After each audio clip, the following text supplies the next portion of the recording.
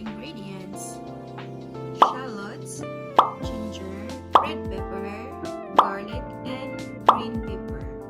So this is our codfish. Meron ako siyang oil.